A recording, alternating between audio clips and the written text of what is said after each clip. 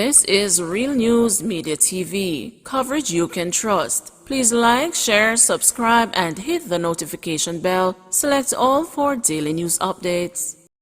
Naked worship. Man claims nudity was practiced at cult church. Following harrowing reports that have come out of the Pathway International Kingdom Restoration Ministries in Montego Bay, St. James on Sunday night, another person claiming to be a former member has come forward to say reports of the strange activities at the church were made to the police as early as January of this year. The man, who wishes only to be identified as Michael, says after 4 to 5 months at the worship center, he visited the Freeport police station in February to report instances of public nudity, child abuse, and the sexual indecency that he claimed to have witnessed there. While Michael cannot produce any documentation to prove that such a report was made, he says the male officer to whom he interacted took his name, phone number, and address and told him the facility would be investigated. In my case, when I went and spoke to them, other persons had gone before me. Persons had gone there from January to make reports. They said they have heard of it. We are aware of it. I said, are you serious? They say, yeah. Michael says he can recall one instance where the police visited the church and was greeted by Kevin Smith himself. There was on one occasion, I think it was one Sunday, where the police actually turned up at the church, and he went out and spoke to them and they drove off. They left. Persons were there, but they never came inside. He went outside and spoke to them. Michael told the news he got into contact with the church last September when a friend invited him and his wife. Expecting a wholesome godly experience, Michael said that he took his wife and children to the church for regular worship. We thought it was just a normal church where normal things happen, but we had no idea it was cultish and the people were being forced, not even asked, forced to be nude, he said. There were things that were happening that we reported, the nudity and the child abuse. The fact that persons were turning up, coming to church, and when they come, they would stand up there in the church and remove their clothing. Females were doing it, males were doing it.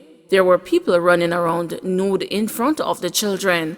There were situations where females were being taken to the rostrum, the podium, and stripped. Michael said the church, which held about 300 people at the time, was often filled to capacity with prominent figures in Montego Bay society.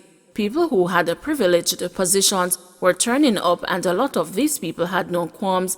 They had no problem undressing, he claimed.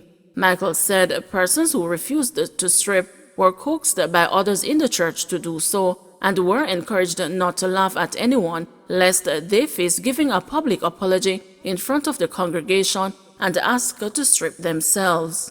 Michael said he and his family stayed at the church for as long as they did out of curiosity of whether or not these practices were real. The strangeness came to a crescendo when his daughter began to frolic around their home nude. I think the scary part was my wife telling me that my 16-year-old daughter came into the kitchen. I was not there, and she came into the kitchen nude. She said to her, "What the hell, what happened to your clothes?" And she said to her, "Mommy, nobody's here." And she said to her, "No, but you never used to do that. Go put some clothes on." The mother told me about it and I said, "Hell no," and pulled her aside and said, "You don't do that."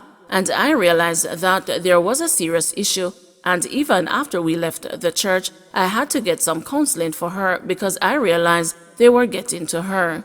2 weeks after this incident, Michael stopped attending the church and made a report to the police. Michael says he blames the Jamaica Constabulary Force for their slow reaction to the claims he says persons had made to them as early as January. I don't want to get into the blame game, but I think the Jamaica Constabulary Force should be 100% held fully responsible for what happened. They could have and should have done something, but they didn't do it. They didn't act fast enough, and that resulted in people dying. 2 persons were killed in the church last Sunday, allegedly part of a human sacrifice. A third was shot and killed after he engaged police in a shootout. The lawmen stormed the church after being told of the bloody ritual that was unfolding. Efforts made to contact the police to verify whether or not these reports were made were futile up until press time. Children's convener questions why St. Thomas abductor was on bail. Convener of Children's Lobby Group Hear the Children's Cry, Betty and Blaine, is insisting that Jamaicans have a right to know who and where convicted sex offenders are. Blaine's latest call for the sex offenders registry to be made public follows the recent abduction of 2 girls from the community of Bath in St. Thomas. Blaine has also questioned the decision of authorities to release the accused man out on bail, knowing he was in trouble with the law for sex offenses. The girls, 9-year-old Felicia Prussia and a 13-year-old Winchie Barrett, were taken away days apart allegedly by the same suspect, Davian Bryan, who is out on bail from the adjoining parish of Portland. While the girls were found alive after each had been missing for 2 nights, Bryan is yet to be apprehended. Here, the Children's Cry is once again demanding that the government makes the contents of the sex offenders registry accessible to the Jamaican public immediately. Blaine said in a statement, she has questioned why Bryan was out on bail. According to the children's advocate, the abduction of 2 children believed to be by the same man in one small rural community in the past few days illustrates the critical need for public access to this registry, as well as increased alertness by families and communities in the interest of keeping children safe. Since we're told by the experts that pedophilia is incurable, we are bound with a responsibility to protect the children, she added. Continuing, Blaine said it is inconceivable that a predator could abduct 2 children so swiftly and apparently so effortlessly in the same community. Blaine, meanwhile, is urging all parents, family, and community members to recognize the need to be even more vigilant about protecting the nation's children. We can never take their safety for granted, not even for a moment, she said.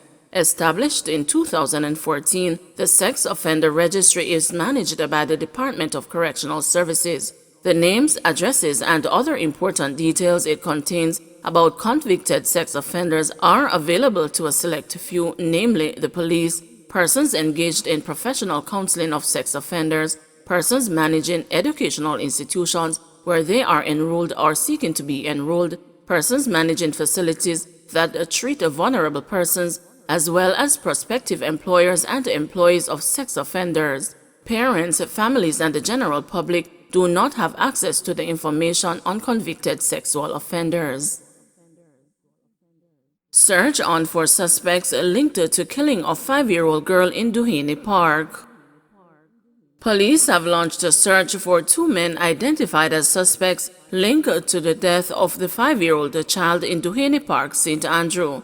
Reports are that about 1 a.m. on October 7, the child, Denique Summon, was at home sleeping when she was hit by a stray bullet as gunmen traded gunfire in the streets of the community. Police say the 2 suspects have been identified as Theodore Bera, otherwise called Theo, a 30-year-old bus conductor of Duhaney Terrace, Kingston 20, and Anthony Reynolds, otherwise called Son, 29 years old, of Marlborough, New Haven.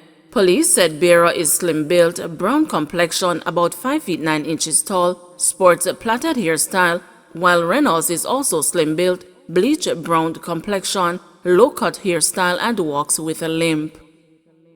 Traffic diversion for Manchester Road. The National Works Agency is advising that the main road between Williams Field and Cumberland in Manchester will be closed this Sunday, October 24, to facilitate the laying of a stormwater drain as part of rehabilitative works. The corridor is being closed for 8 hours starting at 9 a.m. Community Relations Officer for the NWA's Southern Region, Howard Hendricks, said the road will be closed in the vicinity of Long Hill Road and is expected to be reopened by 5 p.m. The corridor from Williams Field to Cumberland is being rehabilitated through a $20 million contract. The scope of works includes the bushing of embankments, drainage improvement, and paving with asphaltic concrete. Motorists traveling from the direction of Belfield towards Mandeville are being advised to travel the route through Davytown via Narriston and Content, exiting onto the Williams Field to Shooters Hill Main Road. The reverse obtains for motorists traveling from the direction of Mandeville. Motorists are also being reminded to obey the instructions of the flagmen and the traffic signs posted along the corridor during the period of the works. Guns and ammo seized in St. Andrew South.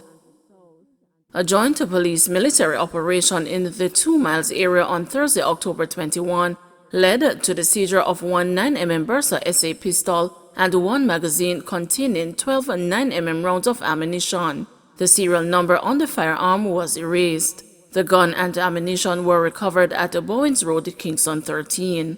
No arrests were made in connection with the find. In a second incident on Friday, October 22, between 4 p.m. and 6 p.m., a targeted raid was conducted within the zone of special operation of Greenwich Town, where one Heckler and Koch 9mm pistol, one magazine containing 6 9mm rounds, and 6 7.62 AK-47 rounds were recovered. One man has been arrested and charged after the gun was found in his waistband. The seizure of the illegal firearms followed a series of operational activities led by Superintendent Damian Manderson with support from the Jamaica Defense Force. We continue to mount the pressure on the gangsters across the St. Andrew South Division, one seizure at a time, one arrest at a time, as we seek to create safer communities, Manderson said.